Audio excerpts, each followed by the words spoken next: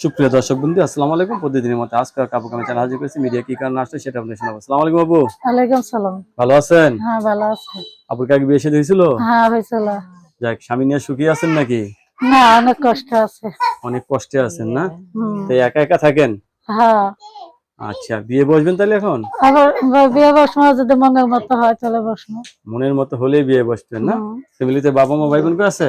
আছে, বাবা আছে, মা আছে, ভাই আছে, এদের বাবু নিয়ে থাকা আছে। হয় না? এদের কাছে থাকেন না আলাদা থাকেন? হাতের কাছেই থাকি। আচ্ছা, এই যে এখন বিয়ে বসতে চাচ্ছেন, স্বামী সংসার করতে পারবেন? পারবো নাকি? ছেলে মেয়ে কয়জন আছে আপনার? আমার এক মেয়ে। এক মেয়ে, আরো হবে না? হইব, হইব হবে না? নাকি?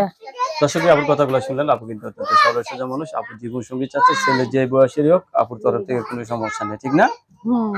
তাহলে এখন বিয়ে বসতে যাচ্ছেন, মানে অনেকের বউ চলে গেছে, এরা যদি আপনাকে বিয়ে করতে চায় রাজি আছেন তো?